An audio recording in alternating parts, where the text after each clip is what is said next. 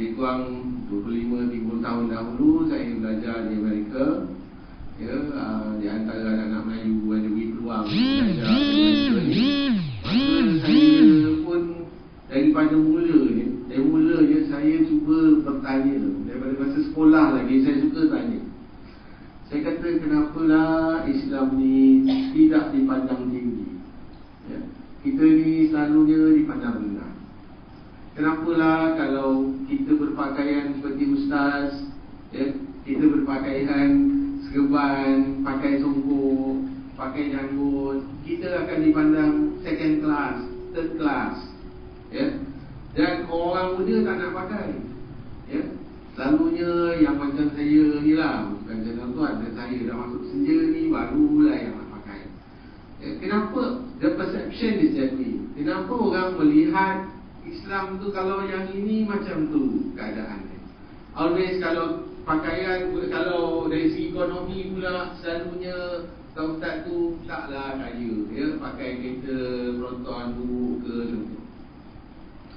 So saya rasa there must be something wrong, kan? Tentu ada sesuatu yang tak kena. Kenapa Allah tidak memakbulkan permintaan semua umat Islam? 3 juta tuan-tuan, 3 juta umat manusia, umat Islam yang mukmin di padang mahsyar, di padang Arafah. Di padang Arafah bila buat haji, berdoa pada Allah, ya Allah, tolonglah kami, ya Allah. Kami ditindas, kami dihina, kami dizalimi, bumi Palestin kami dijajah, ya? Masjid ketiga kami masih lagi tidak bebas. Kita mohon tuan-tuan, kita mohon semua tu, tapi seolah macam Allah tak dengar pula.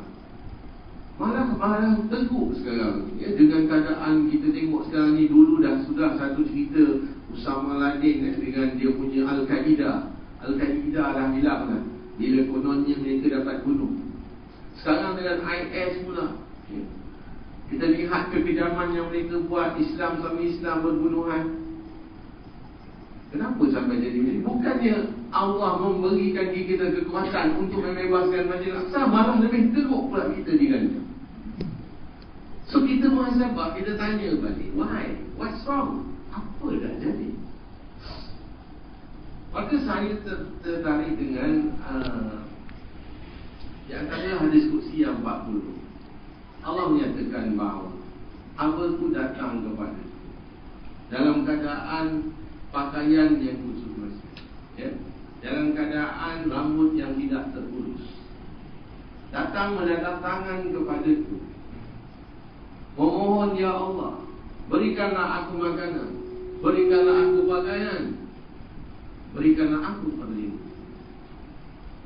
Maka Allah jawab, bagaimana aku nak bagi kamu semua itu, sedangkan makanan kamu daripada yang haram, pakaian kamu daripada yang haram, pekerjaan kamu daripada yang haram. Period. Maka saya bila dah baca hadis ni, saya pun cuba melihat, apakah itu kedudukan kita sekarang? Is that the situation that we are living right now? Adakah kita sekarang ni melakukan perkara-perkara yang haram menyebabkan Allah tidak memberikan kita apa yang kita mahu, ya? Tapi kerana dia Ar-Rahman Ar-Rahim, dia tetap bagi kita udara, dia tetap bagi kita makan. Tetapi yang climax yang patut kita capai, tak dapat. Tapi sebagai hamba yang dia maha pemurah, maha pengasih, dia tetap bagi kat kita, ya? Yang tak semayang ke apa ke pun tetap dapat hidup udara ni. Maka dari situ saya lihat satu demi satu Allah buka jalan, Allah tunjukkan. Contoh, masa kita mula-mula belajar macam mana nak lihat jam, ya? Saya ingat lagi waktu tu darjah 3, kita diajar di sekolah bagaimana nak membaca jam. Saya bertanya, kenapa cikgu jam tu berputar daripada kiri ke kanan, bukan kanan ke kiri? Maka apa jawab cikgu? Cikgu akan kata, macam tu lah. This is a common answer yang kita akan dapat bila soalan-soalan yang susah, sulit orang nak jawab. Dan orang tak tanya. Budaya masyarakat kita tak bertanya, tuan-tuan. Ya? Kita apa yang dibagi itu semua kita telan, tuan-tuan. Jadi saya tak pernah puas hati. Sebab itulah saya duduk di universiti beberapa tahun. Ya? Belajar sampai ke Amerika. Bila saya lihat bulan dan bintang, saya belajar di California. Saya dapat universiti saya dekat dengan Hollywood. Hollywood tu, bukit Hollywood tu ada satu teleskop besar yang kita boleh lihat alam cakrawala. Bila saya diberi peluang oleh profesor bawa pergi ke sana, kita tengok tu, saya tengok bumi, tuan-tuan, beredar daripada kanan ke kiri. Bumi ni atas paksi dia beredar dari kanan ke kiri. Dan bila lihat secara lebih besar, bumi mengelilingi matahari ikut kanan kiri juga. Bila saya lihat bulan, bulan juga ikut kanan kiri. Ya.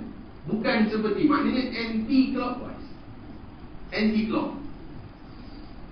Dan bila dilihat dengan lebih gitu lagi, matahari rupanya di dalam galaksi dia juga, dia berputar mengikut kanan ke kiri. Ikut pusingan tawaf lah. Kalau kita ni Allah gambarkan bagaimana kita nak mengelilingi tawaf, kan. Cuba kita lihat, agar Allah tunjukkan di bumi. Maka saya bersoal, saya tanya kepada profesor-profesor saya. Saya kata, kenapa kalau alam ni berputar kanan kiri, iaitu anti-clockwise, kenapa clock kita berputar terbalik? Dan itu you kata clockwise, yang ini adalah anti-clockwise. Maka dia kata, oh, ini soalan cukup mas. Ya. Dan saya tanya di kalangan dalam lecture kita yang ada 200-300 orang. Jadi dia tak nak jawab. Dia panggil saya ke bilik. Dia kata, you dah tanya soalan yang sangat bagus, tapi saya tak boleh jawab secara umum. Apa kata dia? Dia kata, inilah cara kami nak memperdayakan semua orang manusia dalam dunia. Profesor saya ni banyak yang Amerika ni, banyak yang profesor ni banyak Yahudi, tuan-tuan, banyak Yahudi. Sebelum saya nak cerita lebih panjang. Jadi dia kata, Quran kamu kata.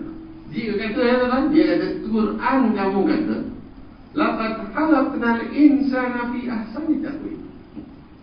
Dia baca yang Quran, tuan-tuan. Dia baca. Apa maknanya tadi saya? Kebetulan nasib baik saya pun ingat itu surah At-Tin ayat 3. Ya? Saya kata, okay, God have created man the best out of all its creation. That's it, dia kata. Kalaulah Allah dah jadikan manusia itu sebaik-baik kejadian dia, how on earth, dia kata, macam mana agak-agak kamu kami nak perintah dunia kalau manusia berada di tahap yang terbaik? Tentu tak mungkin. Tak mungkin bagi kami, kaum yang kamu sekarang sanjung-sanjung, kaum yang kamu sekarang terpaksa cium, ya, sembah, tak mungkin bagi kami dapat takluk dunia ini kalau kamu berada di tahap yang tertinggi. Oleh yang demikian, kita kena rendahkan, diminish, kurangkan keupayaan manusia melawan fitrah Allah. Bila melawan fitrah Allah, maka manusia tidak capai tahap yang sebenarnya. Maka kami keluarkanlah tangkal-tangkal. Dia tak sebut tangkal lah, talisman ni tak sebut. Tapi itu untuk memperkuatkan apa yang dia sedang propagandakan. Kerana saya dah jumpa, saya tahu, oh, the true circulation, putaran yang sebenar adalah kanan kiri. Ya. Nanti saya akan tunjukkan tuan-tuan alam kita dan sebagainya. Kita akan tunjuk bagaimana ikan di laut, angin, ya, tumbuh-tumbuhan, semuanya berputar mengikut kanan kiri. Tuan-tuan cuba tengok track and field, acara larian balapan. Dia lari ikut mana tu? Ikut jam atau lawan jam? Lawan jam. Kenapa dia lawan jam? Ya? Sedangkan dia ajar kita yang macam tu. And supposedly ikut jam lah. Rupanya Olimpik bila dia commercialize kan, tahun 1896, memang track dia ikut jam.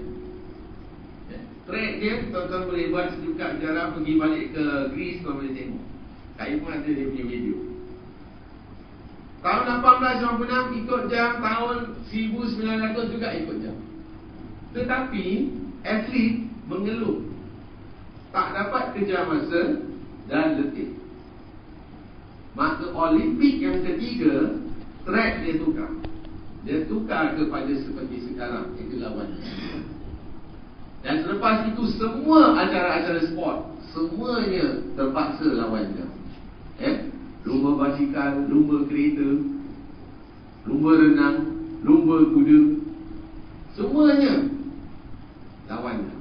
Dengan itu baru atlet dapat capai kejar masa dengan lebih pantas. Macam Usain Bolt sekarang 9.7 second dah sampai dah 100 meter dan tidak merasa letih.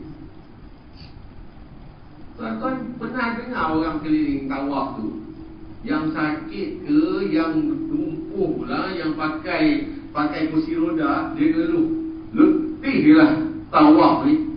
Pernah tuan-tuan dengar? Orang balik Mekah buat umrah haji, tak pernah ada orang sebut letih bertawaf ni. Because that was the energy yang Allah beri. The energy how malaikat juga mengelilingi arasy Allah. Malaikat mengelilingi arasy Allah kanan kiri. Begitu juga dia resemblance kita di bumi ini kanan kiri. Dan tuan-tuan amalkanlah putaran ini. Putaran ini dalam semua bentuk tuan-tuan ya. Saya di sini bukan cerita pasal nak jual jam ni. Tuan-tuan tak mau beli satu pun memang tak apa, pasal bukan wajib pakai jam ni pun. Tapi oleh kerana saya terpaksa melawan Yahudi Nasara ni, maka adalah benda tu. Kerana kalau tuan-tuan tak ada siapa, kalau jam ni tak ada tuan-tuan, tak perlu pun saya jual jam. Tak perlu saya doakan. Sebab tak perlu. Allah dah bagi kita yang terbaik. Laqad khalaqnal insana fi ahsani taqwim tadi. Tapi oleh kerana mereka telah mengeluarkan tangkal-tangkal panglima mereka ni, bermacam-macam jenama, Tag Heuer, Tissot, ya, Guess, Rolex, macam-macam nama dan bermacam-macam harga lagi yang menjahanamkan. Saya akan tunjukkan nanti kat tuan-tuan, siapa yang pakai jam boleh kita tunjukkan ya. Lagi mahal lagi bagus. Tengok bagaimana dia telah melemahkan diri kita.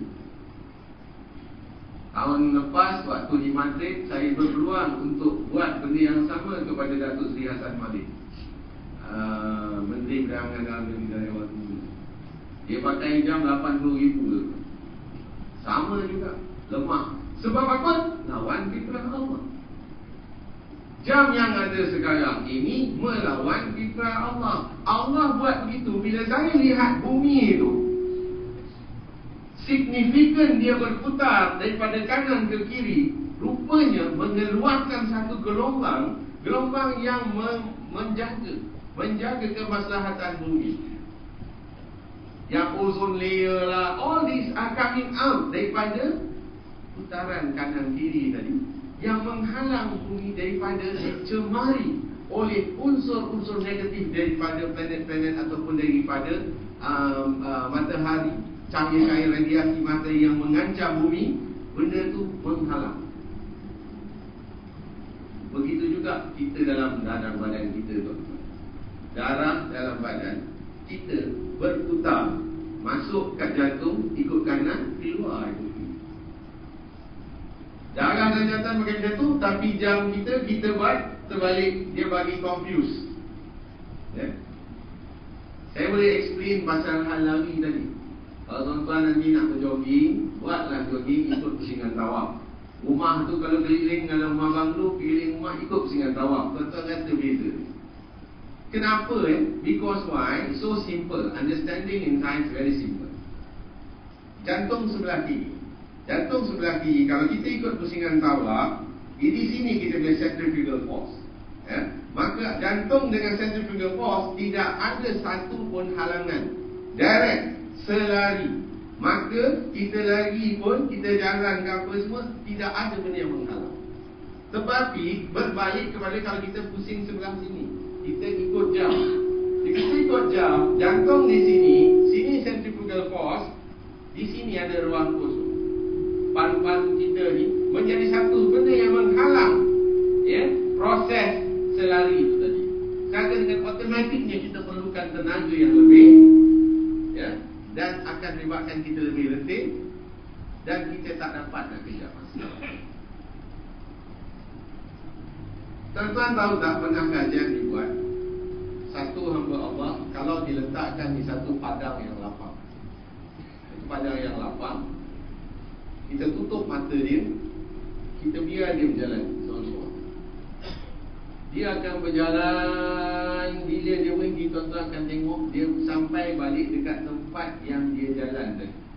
Dia mula dari situ lah. Rupanya fitrah, fitrah manusia Allah jadikan macam. Jadi bila pusing pun dia jalan kanan kiri.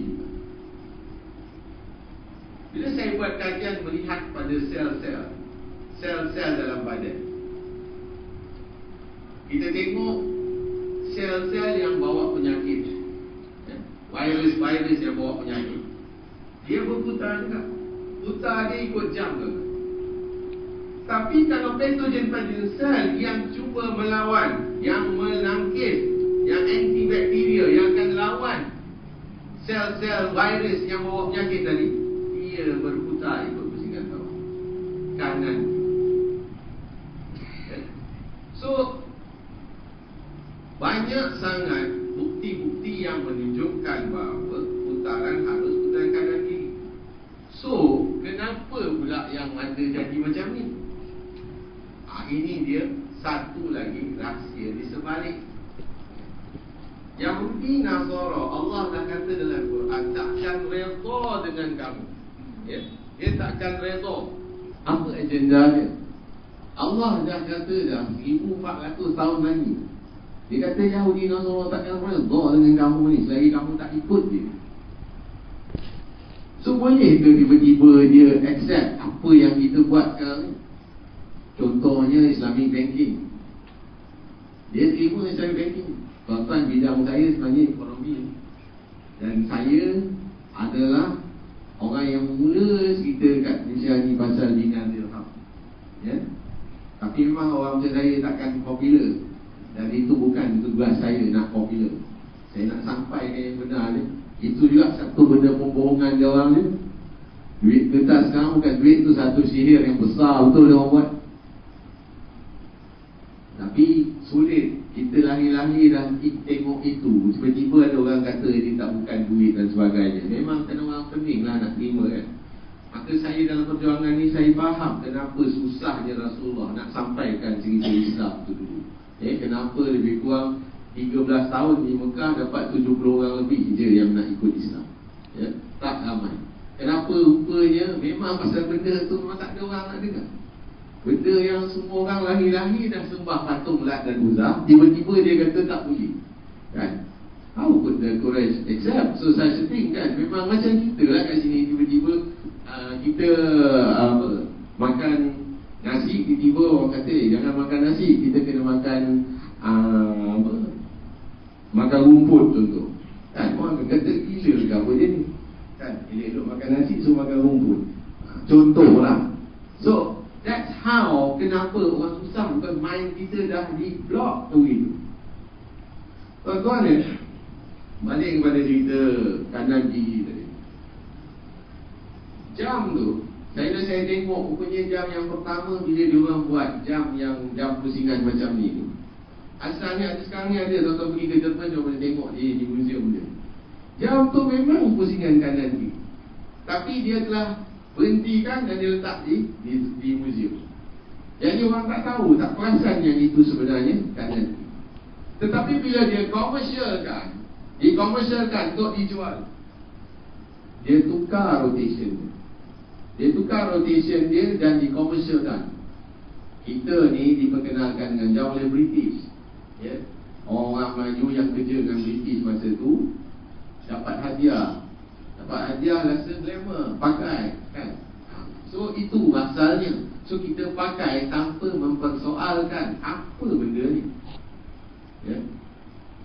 Kita tak pernah tanya. This is the biggest mistake kita buat. Allah akan tanya kita nanti. Allah kata dalam surah Al-Quran, nyatakan bahawa kamu bertanggungjawab atas apa yang kamu lakukan. Kita buat apa-apa kita tak tanya, kita pakai, kita letak dekat badan kita. Sedangkan benda tu melawan Allah. Kita tak tahu nak bersoal, kenapa dia pusing macam ni, kenapa begitu dan kenapa begitu. Maka kita letak kat tangan kita, kita letak di dinding rumah kita, kita letak di masjid dan sebagainya, tanpa mempersoalkan. So this is the mistake we did. Bukan orang lain buat, kita sendiri buat. Saya bila diberitahu oleh yang profesor ni, saya kata, oh, it's my duty. Satu tugas pada saya untuk balik ke Malaysia dan beritahu masyarakat tadi. Dia gelak kan dia, tuan-tuan. Dia gelak. Dia kata, it's too late, Khalid. It's too late. Saya tanya, why do you mean? Kenapa kamu kata too late? Kenapa kamu kata dah lambat? So dia kata, imagine, cuba you tengok kat Malaysia tu, orang-orang Malaysia yang cara hidup dia ni. So saya kata example, dia kata, now kita kat musim apa sekarang ni? Saya kata musim winter. Okay, fine. You pakai tie, pakai muffler lagi. Kenapa? Oh, too cold, saya kata. Sejuk, ni nak kena tutup lah lubang-lubang yang ada kat sini, kan? See, dia kata, we here, dia kata, pakai tie, pakai muffler ke apa ke, atau pakai three piece, because kita ada sebab. Because of our weather. Cuaca kita sejuk, tak tahan kita. Kamu yang lagi panas tu, it's a tropical country, yang kamu pakai tie tu pasal apa? Ini orang putih yang cakap kat saya, tuan-tuan. Ini bukan saya. Tapi saya kalau cakap, tuan-tuan akan kata, kalau definitely. Saya kalau balik Malaysia, daripada Amerika balik, saya kata, jangan pakai tie lah, kolot lah. Apa orang Malaysia kata? Sia-sia je hantar kau pergi belajar luar negeri, kau balik bawa kita nak pakai unta pun, kan? Jadi, so dia kata, our custom, cara hidup kami dah blended, dah macam ABC dalam hidup kamu. Dah macam ditarik dengan uti canai, tak boleh nak pisah lah. Macam apa, belangkas tu, tak boleh nak pisah. Kalau cakap dia orang kata you yang tak betul.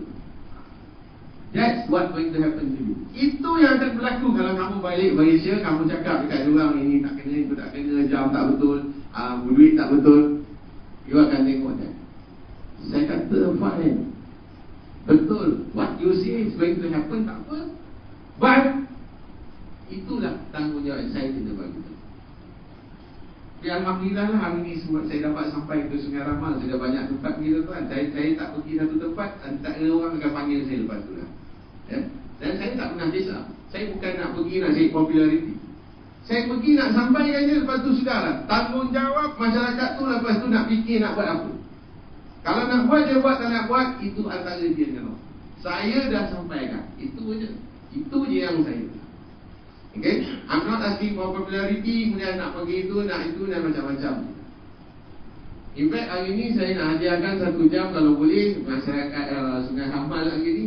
Tukarlah jam yang ada tu. Saya masa kempen di Indonesia itu, saya yang ni angkat semua jam-jam ni, kita buang semua, tuan-tuan. Kita gantikan masjid tu jam dengan tawaf ni. Kita buat macam tu, terperanjat. Dia orang tak tahu, waktu tengah malam kita buat. Kita pergi, kita angkat semua jam-jam yang ada, kita dorongkan, tentu kita letakkan jam-jam yang ni. Kemudian orang tu tengok, mula-mula pening kepala nak tengok. That's how sampai begitu kalau kita nak tarbiyah, kita nak change kita punya mindset. Ya. So therefore benda tu menyebabkan saya yakin betul lah, patutlah Allah tak nak makbulkan permintaan kita.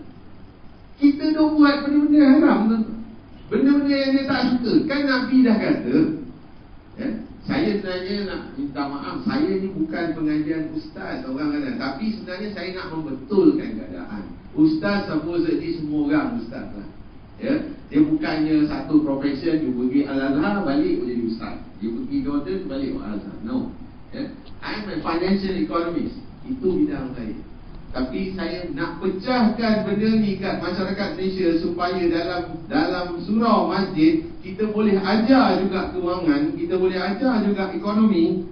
Susah tuan-tuan, but it takes time. Alhamdulillah sekarang mula, ya, mulalah orang mula nak tahu, nak dengar apa itu dinar dirham, kenapa Nabi perkenalkan benda macam tu dan sebagainya, ya.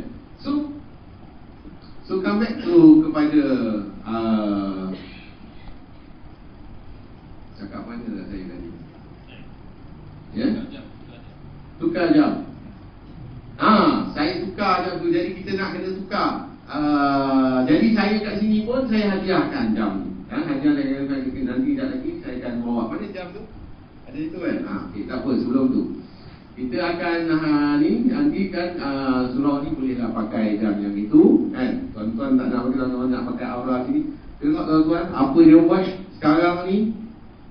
Jam paling besar sekali yang melawan fitrah Allah, dia letak depan Kaabah. Ya, tu sangkut cukup, saya tension tengok. Ya, Allah bawa putaran pusing kanan kiri, dia buat belah kiri kanan. Nanti akan tunjuk macam mana ray tu bertemu, dekat sini video ni. Mungkin kita boleh tunjukkan sikit. Bagi yang jauh tak nampak, datang nampak sikit di depan.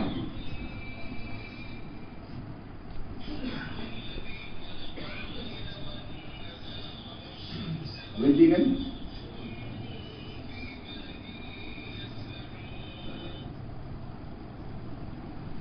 Lupa saya nak mention tadi. Ini dalam surah Al-Anbiya dan juga dalam surah Yasin. Wal qamara qaddarnahu manazila hatta adaka al-urjunil qadim. La syamsu yanbaghi laha an tudrika al-qamara wal laylu sabiqun nahar. Wa kullu fi falakin yasbahun. Apa Allah kata tuan-tuan? Allah kata bahawa aku dah jadikan bulan, bintang, matahari beredar pada tempatnya, tempat yang tertentu, spesifik, ya. Dan mereka tidak boleh kejar antara satu sama lain. Malam tak boleh kejar siang, siang tak boleh kejar malam. Why? There must be a reason for that. Allah buat sesuatu tentu ada sebab. Kita jangan lawan itu aja, ikut je lah. Kan kalau kita lawan, kita jadilah Hizbul Syayatin, ya? Yang mana Azazil tak nak tunduk pada Allah bila diperintahkan supaya sujud pada Adam, ya? Jadi ini dalam surah-surah Al-Quran. Teruskan.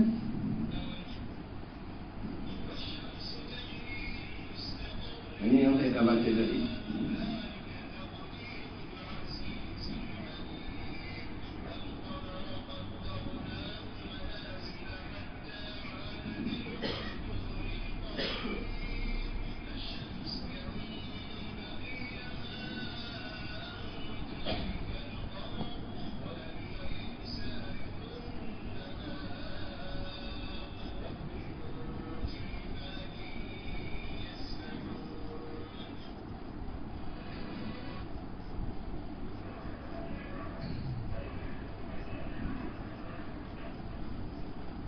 Itu galaksi tuan-tuan, Milky Way.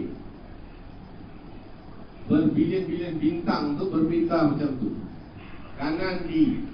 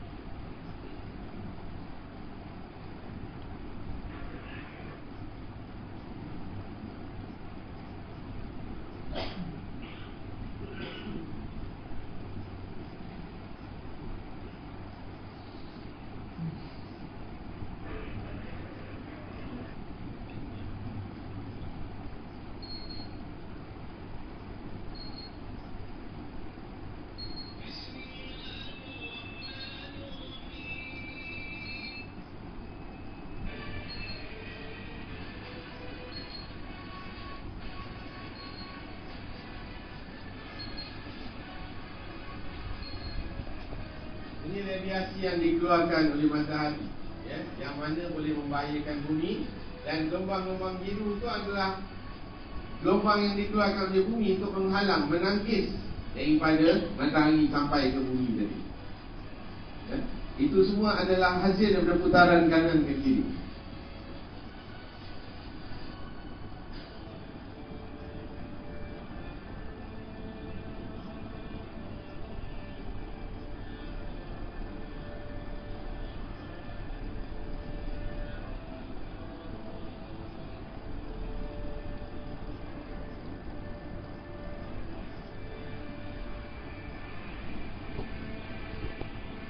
Itu puting beliung, tuan-tuan. Ini ikan. Ikan bergerak kanan kiri secara berkumpulan.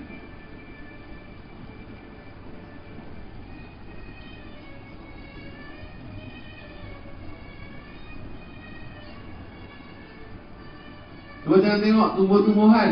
Daripada benih dia nak naik tu. Tengok macam mana dia naik ikut kanan kiri, tuan-tuan.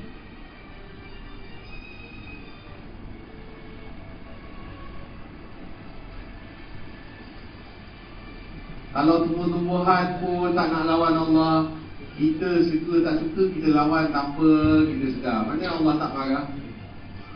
Daripada benih dia nak naik, tengok dia berpusing macam mana. Kanan kiri, kanan kiri.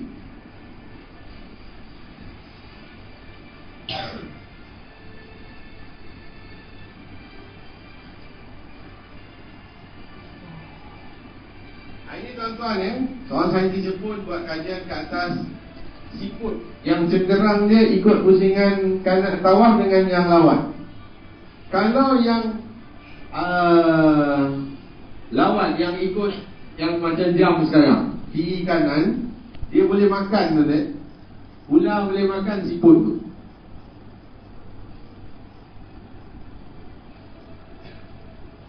Siput ni dia punya cenderang ikut jam sekarang. Ular makan akan telan.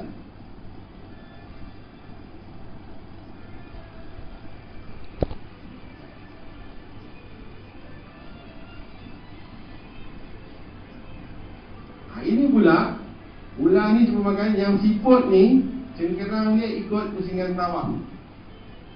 Kita tengok apa jadi. Terlepas tu, ular tak boleh makan. Terlepas benda tu. Lebih dari kelebihan punya ular.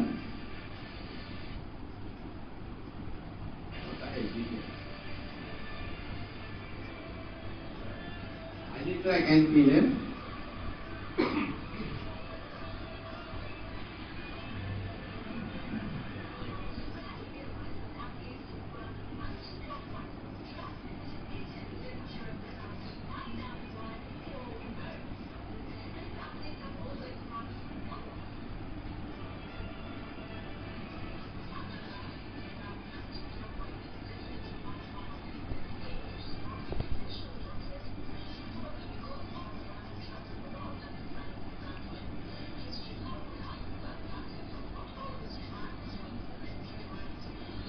ini yang gambar Olimpik yang pertama. Ni track yang pertama tu di asalnya ikut pusingan jam, kemudian dia tukar. 1906 baru dia tukar pusingan. Cuba kuda ke apa ke, semuanya ikut pusingan tawaf. Kuda pun tak nak letih.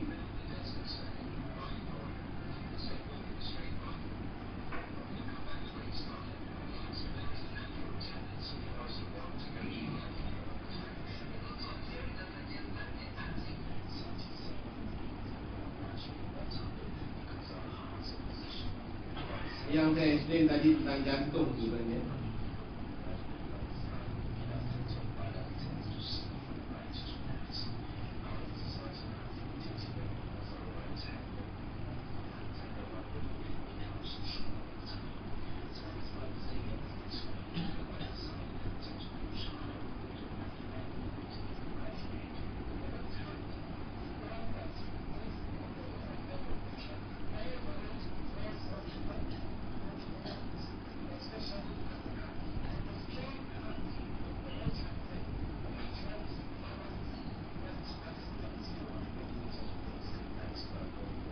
dia buat uji kaji kata kalau ikut jam.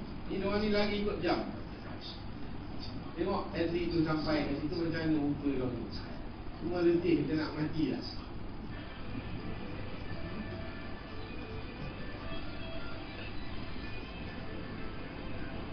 Dia basikal yang kawan dia.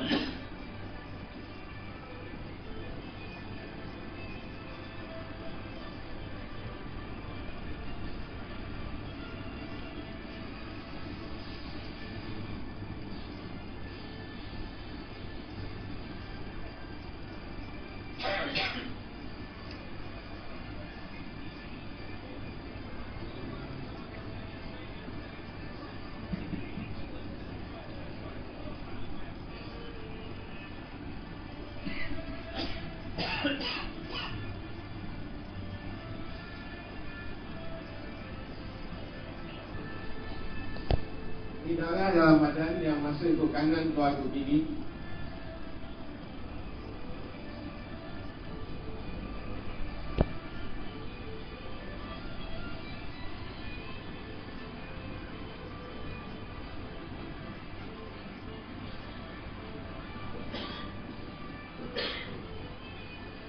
Ini sel patogen yang saya kata tadi.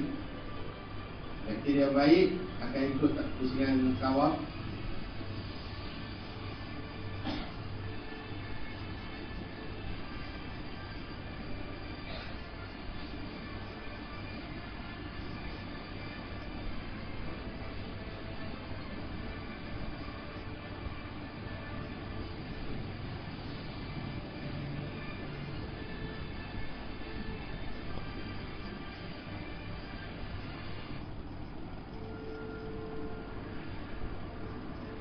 Elektron juga.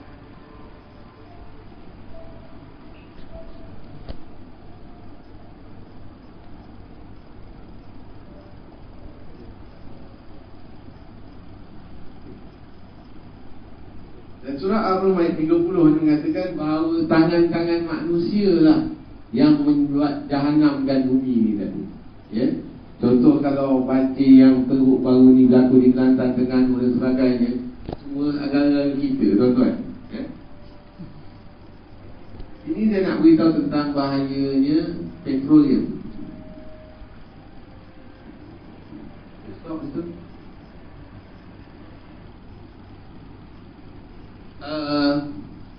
Apakah saintis-saintis Islam tidak pernah bertemu dengan minyak?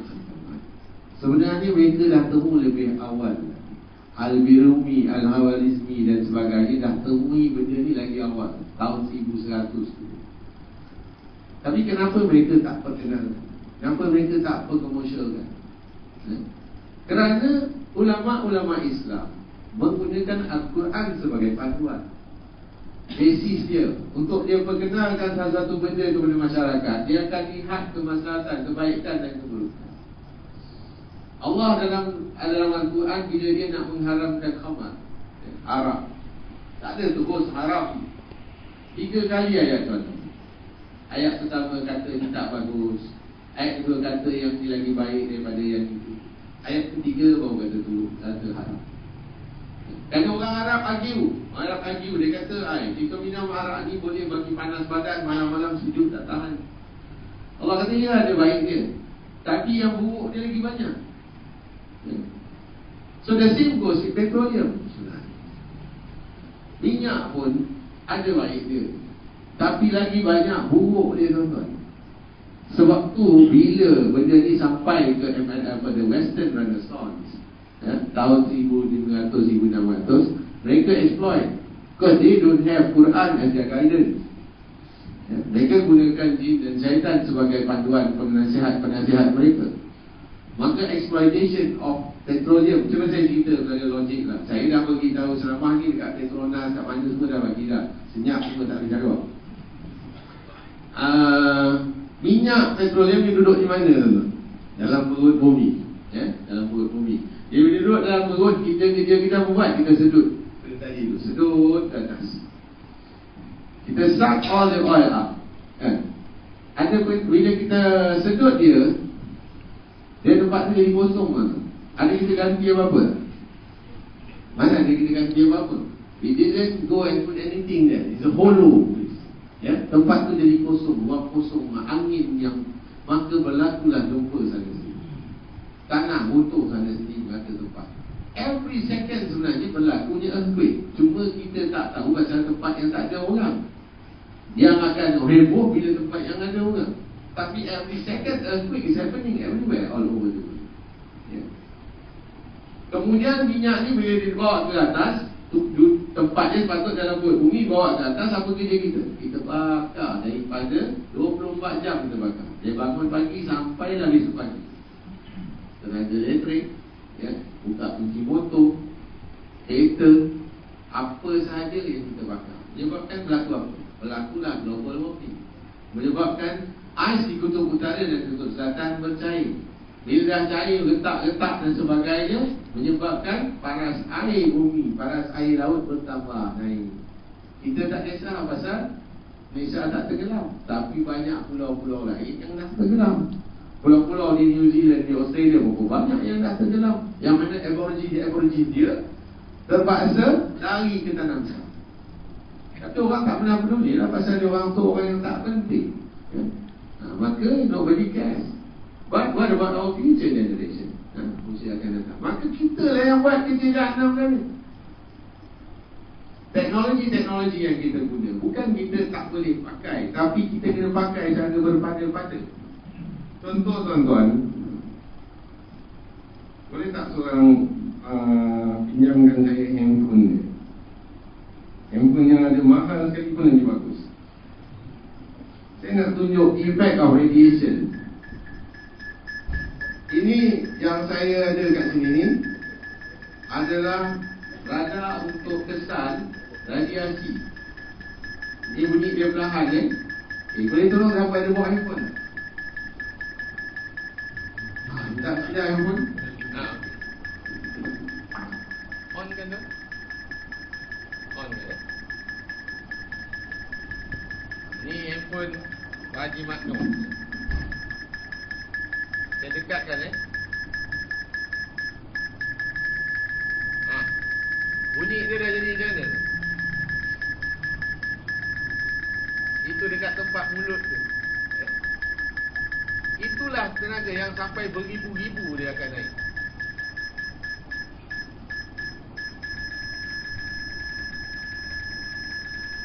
Dia kesan radiasi yang kita letak kat badan kita. Saya bukan nak suka tuan-tuan jadi takut ke apa ke. Tidak, saya hanya pasal cerita ni dia orang takkan bagi tahu. Tak ada siapa nak cerita. Saya kena sampaikan juga. Kerana saya tak nak di soal akhirat nanti saya tahu tapi tak bagi tahu kan. Saya tak boleh, saya kena bagi tahu. Lepas tu terpulang lah. Jadi apa nak buat macam mana? Pakailah juga, tapi janganlah melekat kat dada 24 jam. Kat sebelah tidur tu letak kat sebelah kepala, kan? Bunyi teng-teng-teng masuk, sekejap tengok sampai 21 malam tak boleh tidur. Letak jauh-jauh tuan-tuan. Bila perlu dia, tak payah macam-macam tu semua, tak payah. Merosakkan. Tahu tak? Bila letak dekat seluar, poket seluar, radiasi duduk kat kawasan tu, tu yang banyak masalah ni. Lepas tu letak kalau kat poket dada ni, jantung pula problem. Ya? Saya bukan cerita main-main benda radiasi. Benda tu sekarang ni banyak letakkan masjid-masjid. Tiang dia tu, tiang untuk tarikkan wireless punya signal tu, ya? So this is what we have done. Kita buat kat diri kita jadi jahannam. Now, kenapa dia nak promotekan benda sebelah sini?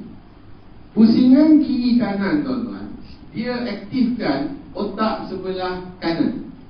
Otak sebelah kanan kita, jam sekarang ni, jam yang tuan-tuan pakai tu, dia mengaktifkan lagi otak sebelah kanan, tetapi melemahkan otak sebelah kiri. Nah, otak sebelah kanan ni apa fungsi? Dia lebih kepada hal-hal keduniaan, hal-hal nafsu, hal-hal perut, ya, nak makan. Sebab tu kita lepas makan pagi, makan ujian, Tengah makan ni, belum habis lagi. Ikan tengah hari nak makan apa Kita dah tanya ni belum habis roti canai ni. Kita tanya tengah hari kan nak makan kat mana, nak makan. Pasal apa? Kita aktifkan otak sebelah kanan. Ya? So, itu tujuan dia.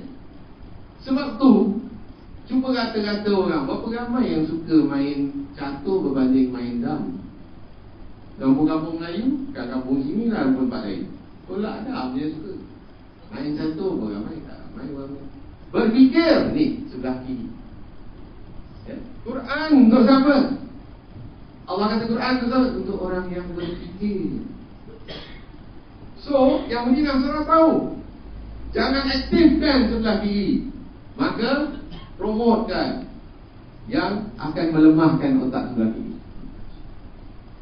Di Israel tuan-tuan, diorang pakai jam macam ni, macam saya ni. Diorang tak pakai jam tu. Maka tu saya rasa sampai masa untuk saya bagikan demo. Siapa yang rasa jam dia memang bangga betul. Dia kata memang tak siapa boleh challenge lah jam ni.